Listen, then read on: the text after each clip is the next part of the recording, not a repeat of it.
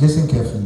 What the car for buy brand new car or turn them will be here with the invoice value. I bet you need to come with an invoice. But if you're coming to Ghana with a used vehicle, you come with what you call the home delivery value. In order for us to have the duty of a vehicle, let me drink some water.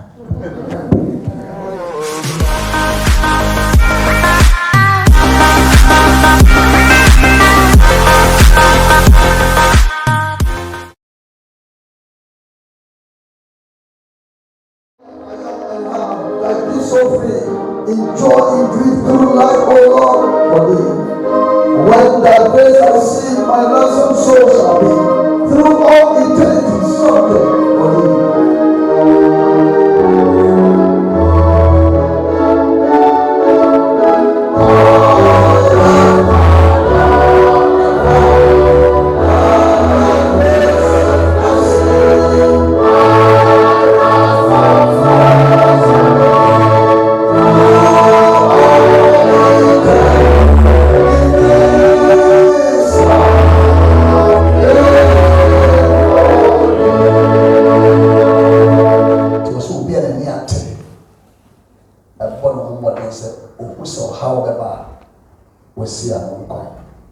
We have gathered here to know what goes on in our country and what we must also do in order to do things right. If you don't do it right, you will fail. If you don't know it, somebody might dupe you also. So we need one will be able to be a system. I salute you, sir. Welcome to West Methodist Church. I welcome all of you. Mama Papa, about wrestling and so on. Now, I said, Oma, you better come in the village. Amen. Amen.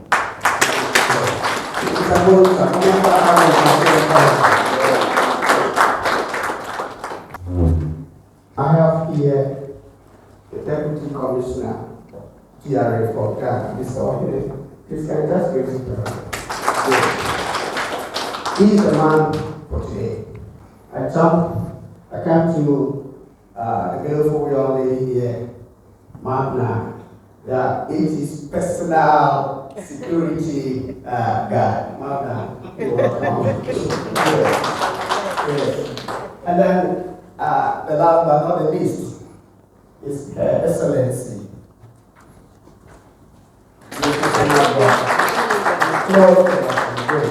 Director for Ghana Council, Mr. Findodu. He is behind the new executives of New Patriotic Party branch in Belgium, if I'm right. So you're also welcome. We welcome everyone here. We have Chief Paul also representing Ananum and Chief Paul representing we say big thank you and welcome to you all.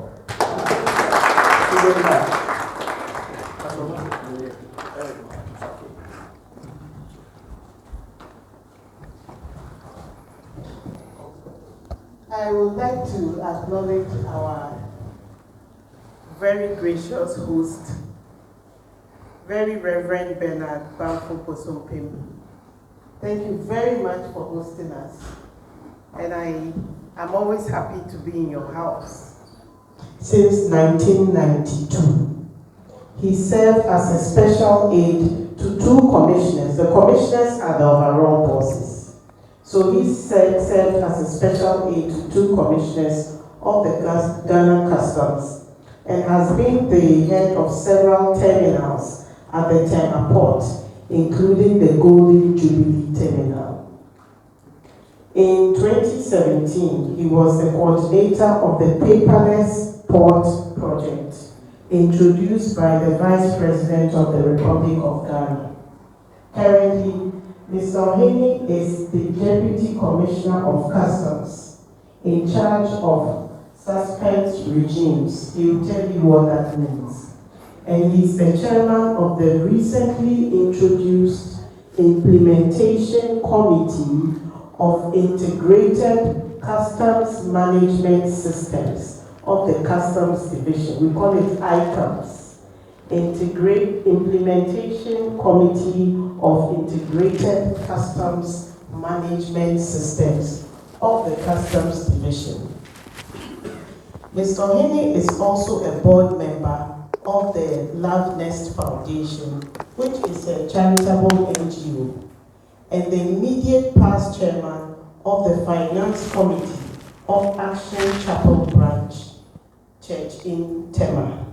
So he has other duties apart from his Shylock duties. You know, Shylock taking a pound of flesh all the time.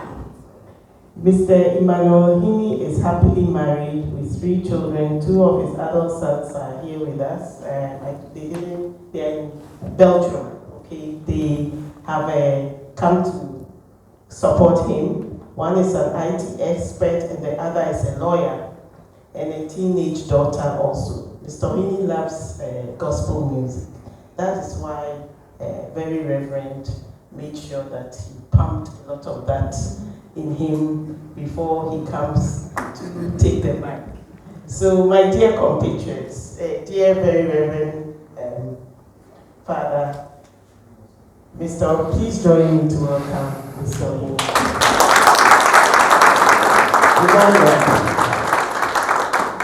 These are very organized Ghanaian community members. I know you know most of them already, because they are not new to you, but they have renewed energy and vigor and questions. So I hand over the community to you. I'll take a back seat because I am also now a listener to your presentation, and I wish you well. But I also want to thank you for taking time off. I know how busy your schedule in Ghana is, but you've come all the way to share some time with us. If you are going to export or selling something and you are not sure, please ask questions so that you don't encounter delays and have middlemen tell you what is probably not true or monies that you are not supposed to pay. So I wish you well and a very happy interactive session. Thank you very much.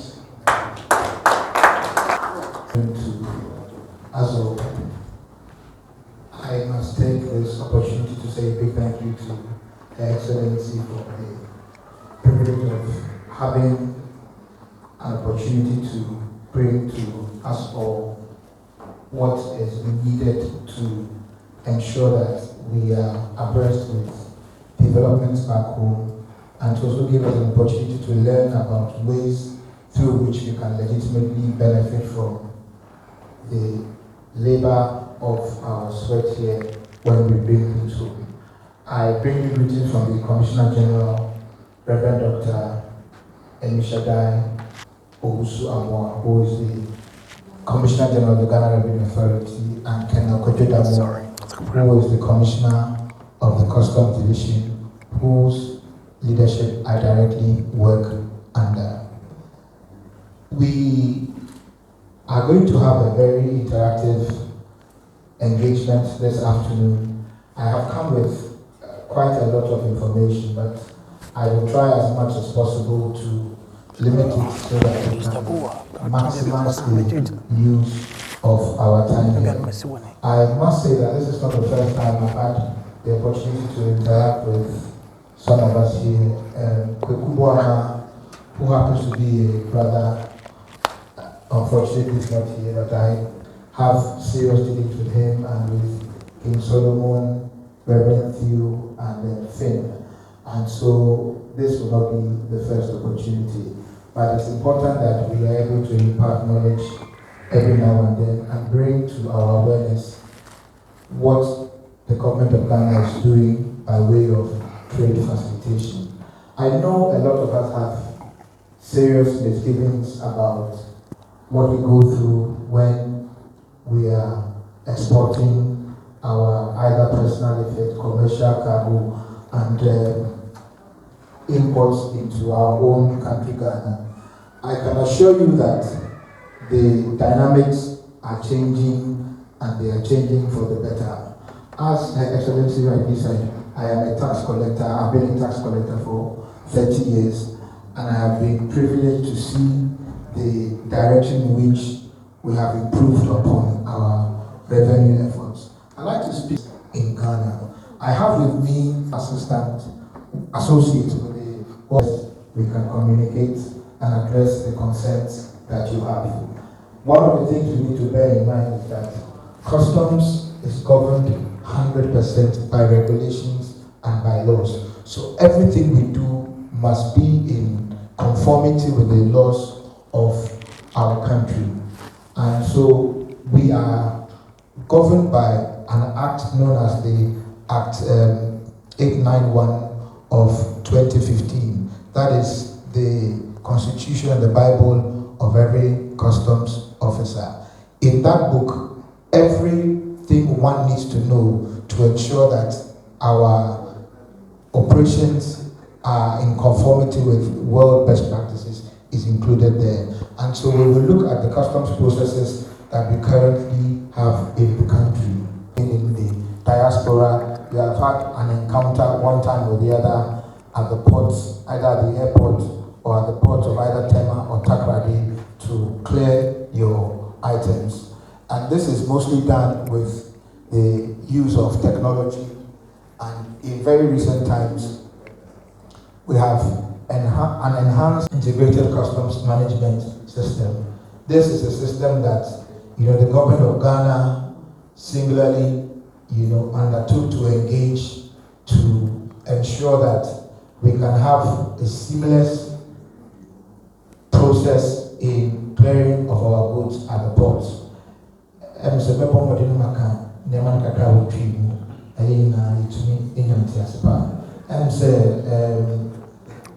Ejuma na ye wo customs na ya de mra eyi ejuma. The customs ejuma na ye emra. It is all about law. In the krata eyi ejuma me friend of the Customs Act. And on the bibia e pesi hu wo customs ejuma mo ye kohwema e be na entiase e wo na. Now em say in the year 2020 abiding who say see etumi designing ya na boa even before and I need to be far so easy kakra ma yetumi yenema say ye de nema fi abrochi bagana until the government undertook to introduce what you call the integrated customs management system. It was deployed in 1st of March 2020, and certain procedures which before we wished to undertake them at the ports, and they were either manually driven or they were redundant. They've all been taken off, and it is such that we now have a lot of third-party stakeholders who are no longer involved in the way we do our work. What I'm trying to say is that before 2020, we had so many people wanting to do the same thing at our ports. And so you bring an item, about 4 or 5 different agencies all wanting to look inside. Today, the new system we have introduced is ensuring that that is now a thing of the past. And so we have all of the different stakeholders being brought together so that we can improve on our trade facilitation efforts and also reduce the cost and time of doing business. So Mambo Bashar, put you when you're back near sit for her, and son away to me, you're frustrated. Time I'll be to pass over William and now with Obi-Gran Yell, why a passa. Now, a binding who mean and a banner say, Yen should quiet by fashion I bed, all these procedures, short. So today we have been able to merge almost all the stakeholders who would hitherto have been involved in, say, the examination of goods into one. Before you had Food and Drugs Authority, you had Port, you had Ghana Standards Authority, you had Energy Commission, you have Atomic Energy, you have Plant Quarantine, Port Health. They had so many agencies just looking at one item. Today, the government has taken a decision that all these other agencies should work through customs and Ghana Standards Authority. So that has gone a long way to reduce the cost and the time of doing business. Let's look at the next slide.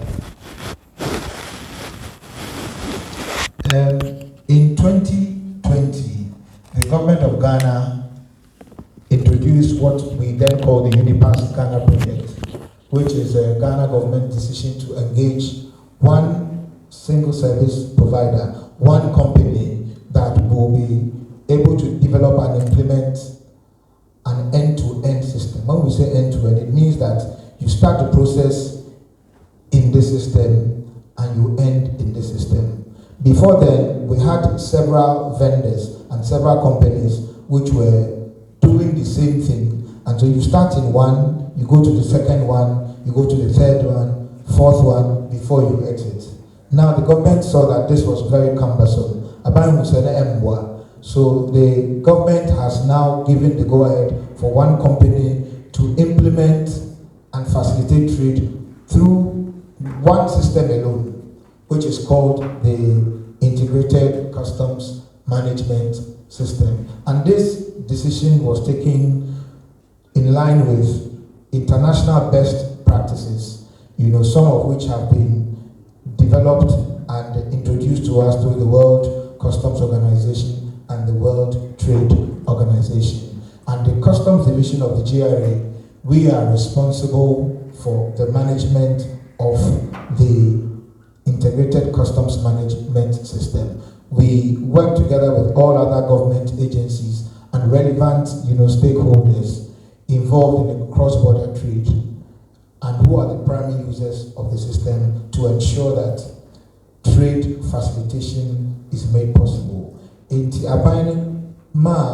Customs Division to me no, to me say any other government institutions, government agencies, use one system, ports and frontiers so that we can have a seamless flow in the way we do business. That Unipass, which started in 2020, is today what is now known as the ICOMS, the Integrated Customs Management System. Let's go on, please.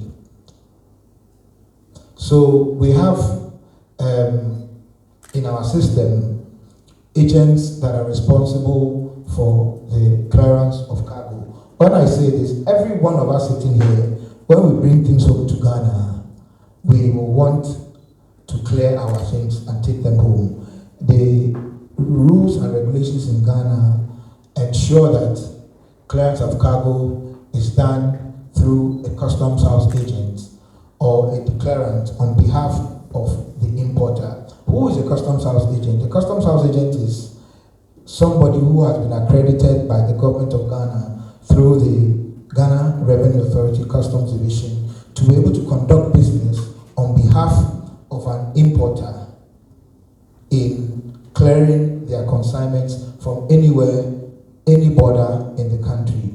You have somebody who you would call a self-declarant.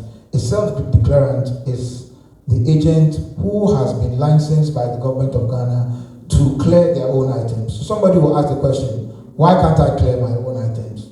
If you have the license from Ghana government, you can clear your own items. So it's not as if the government is saying that nobody can clear as an individual. You need to have a self-declarant license to enable you to clear your items from the port. Now we also have customs helping to clear goods at some selected frontier stations. When a customs system is clearing for you, it means that there's a threshold that is made known to everybody, so that you don't engage a clearing agent or a customs house agent at the at the frontier stations and at the airport. If your goods exceed $10,000, then you have to engage a clearing agent. Or if it exceeds 10,000 kilos, you have to engage a clearing agent. Anything below that, you do not need to engage a clearing agent. The new integrated customs management system is designed to help you to clear your items if your consignment falls below the threshold. Let's go on. Now, Now we have conditions. As I said, we are governed by laws. We can't really read this, but we have conditions that we need to ensure that you can have your license to clear. The conditions are spelled out here, and anyone who is interested in becoming a declarant at home, we can make the information available to you. One of it is that you need to be registered as, you need to register a company, you need to have your premises, you need to have a license and a proficiency certificate that customs provides after going through some training. And all of these documents are vetted, and then when the Commissioner General approves, you are given a license to enable you function as a customs house agent. Please, let's go on. We have quite a few things we need to talk about. In our regulations and our customs laws, we have a lot of general customs processes, such as exports, imports, you have warehousing, you have free zones, you have transit and transshipment. Now when you talk of exports, for those of you who are here, who are sending things home, you are exporting your goods. For those of us in Ghana, if we are sending things home, we are importing. If we are sending things outside Ghana, we are exporting our goods. Now for those of us in Ghana, if we come here to buy things and we are sending them home, what it means is that we are importing goods. Now those of you who are here, if you buy things from Ghana and you are bringing them into this country, you are importing the items. We have custom processes like warehousing, and when Madam was introducing me, she mentioned that I'm the Deputy Commissioner in charge of suspense regimes. Suspense regime simply means all customs processes and procedures on which goods that have been imported have not had their duties paid. So you have a regime called warehousing that allows you to import goods into the country, and they are sent into what you call a customs bonded warehouse, where duties are not paid. Now, the bonded warehouse facility is to ensure that people can properly plan and make projections before they're able to take the duties, pay, and then take the commodities out. So the bonded warehouse facility allows you to bring your goods into a facility and you don't pay duties immediately. You are only able to pay the duties when you want to take the things out of the warehouse. So what it means is that if you bring 1,000 items, they will be warehoused in the bonded warehouse facility. When we say bonded warehouse, what it means is that the warehouse has a security on it. There is a sum of money that you as a warehouse operator, you pay so that the goods can be sent in, which will have a duty liability not more than what the warehouse is, not more than the value of the warehouse's bond. Okay? And so if you bring 1,000 items in and you send it to a bonded warehouse, you are given an opportunity to take them out. Say if they are paying 100 in there, we 100 and await your duty. We another 100 and await your duty. And so say, we 1,000 in now with your duty in now. So that is part of the suspense regime. You also have the free zones, which is a facility that the government has made available for people who import and they want to manufacture or they want to have a service industry. For the free zones, the law requires that whatever you import into the country, you can send out after manufacturing 70% of what you have imported by way of export, so that you can make some foreign exchange earnings out of that. And the remaining 30%, you are allowed to send them into the open market. Free zone, which is Yamana, Okrafi, Amaneba, Untia, put the back the good free zone warehouse now a raw materials and a service. I buy my home and say 70% of what you do, you take it out. The remaining 30%, you are able to sell on the Ghanaian market. And then when you are selling on the market, you pay duties on it. So for transit, which is also a suspense regime, the law requires that you bring items in. In fact, the transit regime is actually created for our landlocked countries. When I mean landlocked countries, I'm talking about countries which do not have maritime borders. Countries like Burkina Faso, countries like Mali, countries like Niger. The importers in those countries, because they do not have any maritime ocean borders, they bring their goods through the country like Ghana or Togo, and then they are allowed to transit through our Ghanaian corridor to their countries without payment of duties. Duties are paid when the goods arrive in their own countries. So that is to do with transit, and similarly with transshipment. All these customs processes and regimes, no duties are paid on www.gra.gov.gh. Every information you want, on customs processes and procedures is very available there. Let's go on, please. So this is it, www.gra.gov.gh. Okay.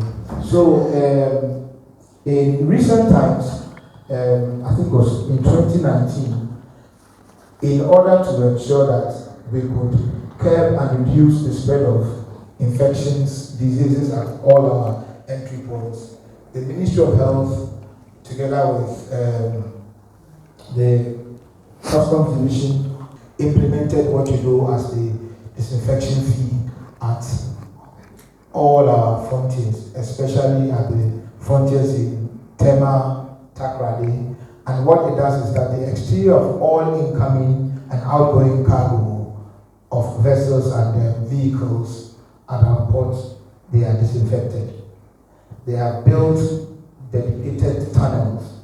If you are able to go through the MPS, Meridian Port Service Terminal, they are disinfected with human-friendly chemicals that have been tested by the World Health Organization and other international regulatory bodies to ensure that we can reduce the incidence of the spread of disease. And this became extremely crucial during the time of COVID.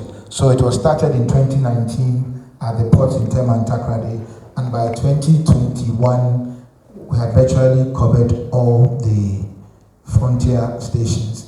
And it is being managed by a company under the auspices of the Ghana Health Service known as the LCB Worldwide. Let's go on. So let's look at the procedure for clearance of cargo. I think this is quite important. The general requirement for exporting to Ghana are as follows. You have general cargo. So what the name of Ghana? Emra wohwa as yetumi diso answer na yetumi eyi eniama. What the general cargo? But when I say general cargo, you have to say we are a trader or plan wa beton Ghana. Obe here say we the nkrata bi ebeba na customs wo ahwe answer na ehun say be ma wo kwan na wo de onyama na kwa na honfa nko. So you need, for the airport, you need what you call an airway bill. For the seaports, you need what you call a bill of lading. Now these are documents that are issued by the shipping lines here in the countries where you reside. So these will be export documents for you, but in Ghana there will be import documents for us. So you need the airway bill if your goods are going to go through the airport. If it's going to go through the seaport, you need a bill of lading. You need invoices, attested invoices. When I talk about an invoice, I'm talking of a document that spells out the quantity, the description, the value, and some instances they even give you what you call the commodity code of the items to enable you present them to customs. If you're bringing any commercial item, what the name about a biblia, a so to me the invoice account on our deba, then you need a packing list. Packing list and the type of items that are in it. Then you need what you call an import declaration form from the Ministry of Trade. It simply helps you to be able to, if you are buying, purchasing through the bank, you need all these forms to enable the bank process the transfer of your funds for you. And then you need in Ghana now what you call the taxpayer identification number, your TIN from the Ghana Revenue Authority, or the Ghana card number. So these are some of the very important documents you need. And then there are some particular items you are bringing to the country.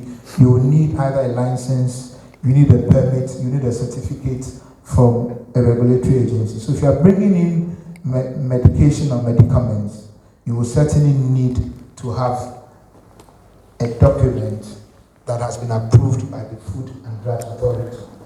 You don't wait for your items to get to Ghana before you have to. If you are bringing in electrical items, cables, refrigerators, air conditioners, you will need a permit from the Ghana Standards Authority. If you are bringing in poultry, a lot of people import poultry from the Netherlands, from Poland, from Brazil, from the US. You are bringing turkey or any of these things in, you would certainly need a license, a permit, a certificate, or any other document. If you are bringing in rice into Ghana, you need what you call a phytosanitary certificate. Phytosanitary certificate, for instance, it will tell you the age of the rice, it will tell you its expiry, it will tell you whether it is fit for human consumption. And the same, if you are bringing in cables, the certificate that will be issued to you from Standards Authority will tell us whether the cable conforms to international levels of permission for you to bring them in. Some cables are substandard. Okay, if you are bringing in fridges and they are new, you will need a document from the Standards Authority that allows us to know about the energy consumption, the energy levels. So we don't just bring anything into the country without this information. Everything you are bringing in that has to do with the lives of human beings and the safety, you will need some form of license, permit, or a certificate. Now for vehicles, which I know most of us, bring into the country, you will need the bill of lading if it is coming by sea, or an airway bill if it is coming by air, and then you also need the title of the vehicle as well before you import these items into the country. Let's go on. Now, we have something that is very important, and that is the way we assess duty on goods. For general goods, which I have spoken about, customs, we use an international method that has been approved by the World Customs Organization and the World Trade Organization. And so we use the valuation methods to assess customs duty and taxes. The rate of duty for every commodity you are bringing in is determined by the classification of the product. And I'll explain that from what you call the common external tariff of the ECOWAS. So what is the valuation method? There are several valuation methods that have been determined by the World Trade Organization.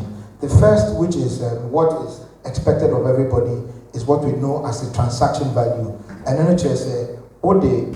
So it means that the price you actually pay for it. So if you were to go to your factory and you bought tiles from the factory, the invoice you have to present to customs should be the invoice value of how much you actually pay for it.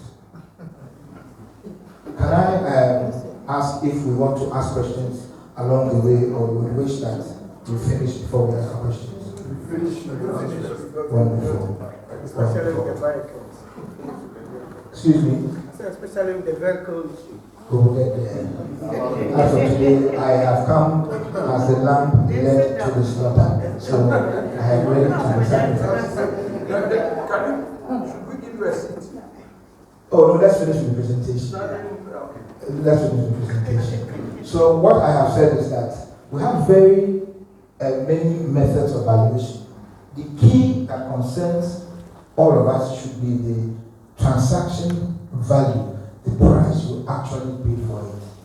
Unfortunately, that is not a big chapter program. And then I spoke about the classification. Every commodity of trade has what you call a classification number that tells us the rate of duty. When I say rate of duty, I mean that you know that if you are bringing rice in, you pay import duty of 20%, you pay VAT of 12.5%, you will pay ECOWAS levy, national health. All of these rates of duties, they come under the classification of the goods. So rice has a commodity code, sugar has a commodity code. Every item of international trade is classified in a document that was not designed by Ghana government.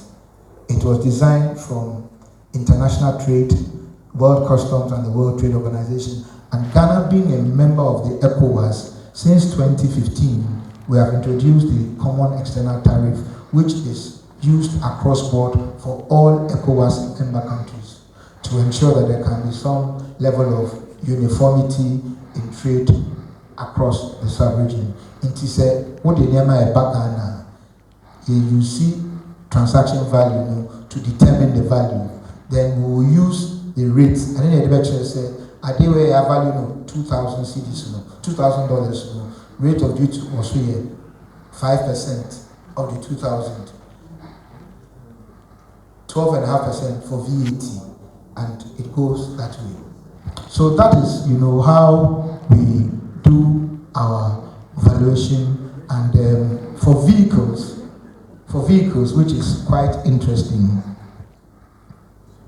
in order for us to arrive at the duty of a vehicle, let me drink some water.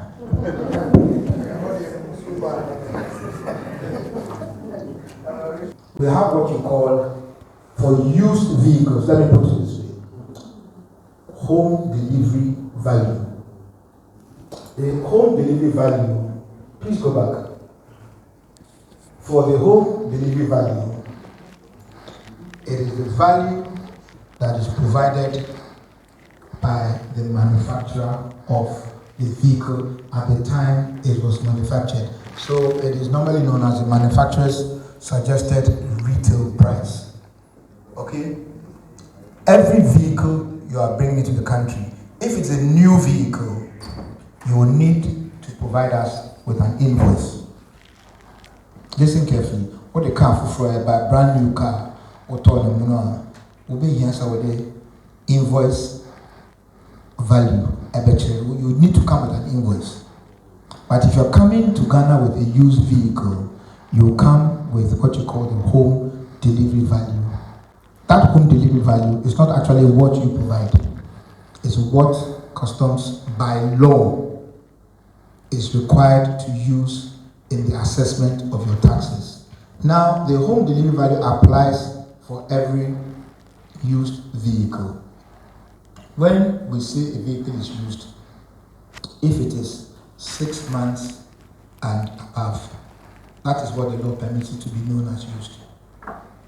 So any vehicle between 0 and 6 is deemed to be a new vehicle. But from 6 months and beyond, it is deemed to be a used vehicle. Now, we have a method of determining the value that the used vehicle will eventually be arrived at. And it is called the rate of depreciation. It is deemed that any vehicle that has been used would have lost its value to some extent. Dependent on the age, the rate of depreciation is applied. So any vehicle that is more than 5 years old, if the home delivery value is 10,000 euros, it is depreciated by 50%. Do you follow me? A car be our day ban say more than 5 years old. A home delivery value now, a born say a car a brand new 10,000. We depreciate it by 50%. So the home delivery value, which is also known as the free on board value, is depreciated by 50%. If the car is a little more than 6 months, but not more than 2.5 years, obviously the value cannot be depreciated more. So it is between 15%. If it is 2.5 years to 4 years, about 30%. If it is 4 years and not 5 years, at 40%. Then beyond 5 years is 50%. Please, do you understand? Now, in the determination of a value for a vehicle and for all other goods in the world, what customs applies is what you call the cost, insurance, and freight value.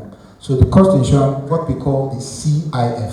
So for general goods, you have the cost, which is your invoice value.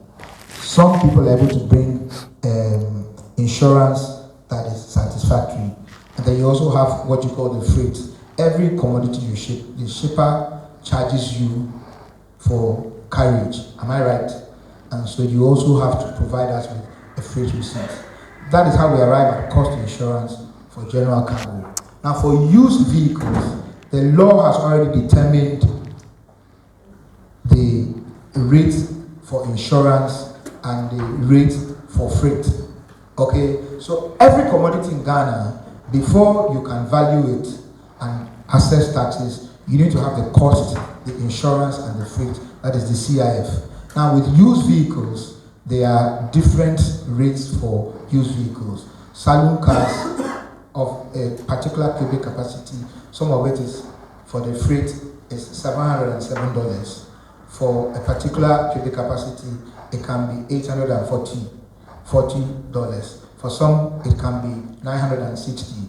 It graduates that way depending on the size and the cubic capacity of the vehicle. Now for insurance, it is a fixed percentage of 0.875% of the cost and the freight. So for every used vehicle, you have the cost, as I said, if it's depreciated by 50%, it's 5,000 euros. Okay? Now, if the insurance for a small car is $707, you add the two, the cost and the freight, and then you multiply by 0.875 to arrive at the insurance. So when you have the insurance, then you add the three together, then you have the cost, insurance, and freight value. Please, are you with me? That value is now what is used to determine the rate of taxes that will be applicable. And for vehicles, dependent on the cubic capacity and the type of vehicles, you have applicable rates. Okay? So you have the small cars, some pay import duty because of the common external tariff which we are using. Some pay import duty of 10% and then VAT of 12.5%. Then all the other rates of taxes apply. For those of us who will be very interested, the engine capacity beyond 3,000 cc. If your car is 3,001 cc, you will pay an import duty of 20%. This is the law. So any car with a cubic capacity of 3,000 cc, but if it's a pickup, which is deemed to be a conveyance for goods and persons, you will not pay 20% of import duty. But for any other car, if you are bringing in a Land Cruiser, if you are bringing in a Pajero, if you are bringing in any car with a cubic capacity of more than 3,000 cc, the highest rate of import duty is 20%. But for the rest, it's between 10 and 5%. That is the law.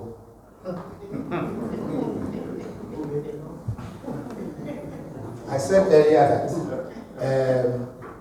customs, everything we do is governed by law. Anything that we do outside the law is an aberration, it's illegal.